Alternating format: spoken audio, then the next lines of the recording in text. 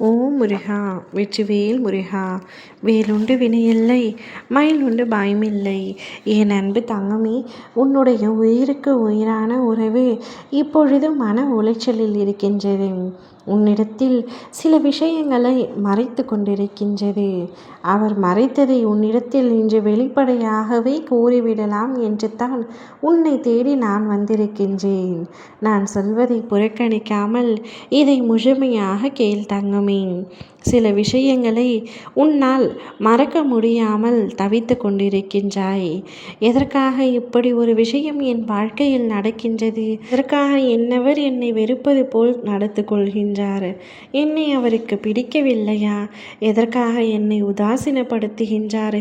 எப்பொழுதும் ஏதோ ஒரு ஞாபகத்தில் அவரையே மறந்து அவர் இருக்கின்றாரே. இவர் இப்படிப்பட்ட ஆள் கிடையாது. ஆனால் சில நாட்களாக அவருடைய குணாதிசயங்களில் பல மாற்றங்கள் இருக்கிறதே என்று நீ வருத்தப்பட்டு கொண்டிருக்கின்றாய். மாற்றத்திற்கான காரணம் வேறு ஏதாவது இருக்குமா என்று பல சந்தேகங்கள் உன் மனதிற்குள் ஏற்படுகின்றன. ஆனால் நீ அதிகமாக யோசிக்க வேண்டியதில்லை. அவர் உனக்கு தெரியாமல் ஒரு சில விஷயங்களை மறைத்து கொண்டிருக்கின்றார், பொய் பேசுகின்றார். ஆனால் அது உனக்கு சில சமயங்களில் புரிந்தாலும் அவர் சொல்வதை உன்னால் நம்பாமல் இருக்க முடியவில்லை. ஏனென்றால் அந்த அளவிற்கு நீ அவர் மீது நம்பிக்கை வைத்திருக்கின்றாய். என்னவர் என்னிடத்தில் பொய் உரைப்பதில்லை, எதுவாயினும் என்னிடத்தில் தான் முதலில் கூறுவார் என்று அசைக்க முடியாத நம்பிக்கையை வைத்திருக்கின்றாய். எப்பொழுதும் உண்மையான அதீதமான அன்பும் கண்மூடித்தனமான நம்பிக்கையும் ஏமாற்றத்தை தான் கொடுக்கும். உன்னுடைய துணை எதற்காக மன உளைச்சலில் இருக்கிறான் என்று நான் உனக்கு சொல்கின்றேன். சுற்றி முற்றி அனைத்து இடங்களிலும் அவர் கடன் வாங்கியுள்ளார். எதற்காக கடன் வாங்க வேண்டும்? என்ன தேவை அவருக்கு அப்படி இருக்கிறது என்று நீ என்னிடத்தில் கேட்காதே. உன்னவரை பார்த்து நீ கேள்.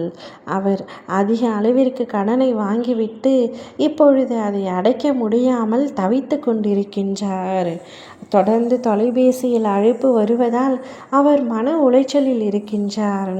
எப்படியாவது கடனை அடைக்க வேண்டும் என்று அவர் முயற்சி செய்தாலும் அவை முடியாமல் அல்லல் பட்டு கொண்டிருக்கின்றார்.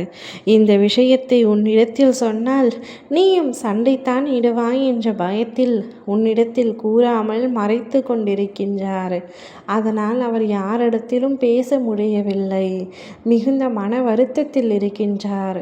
அவர் மன வருத்தமே இப்பொழுது மன உளைச்சலுக்கு காரணமாக இருக்கின்றது.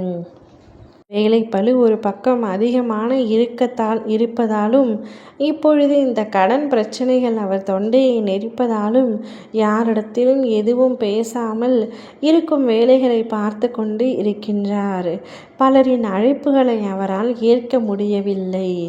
யார் அந்த கடன் கொடுத்தவர்கள் என்று கூட மறந்து போகும் அளவிற்கு பல பேரிடம் உன்னுடைய துணை கடன் வாங்கியுள்ளார்.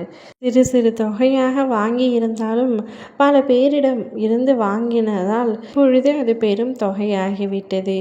நீயாக அவரிடம் சென்று இவ்வாறு கூறிவிட்டு அவருக்கு ஏதாவது முடிந்த உதவிகளை செய். அவர் மனதை அமைதிப்படுத்து. அது உன்னால் மட்டுமே முடியும். ஓம் முருகா, வெற்றிவேல் முருகா.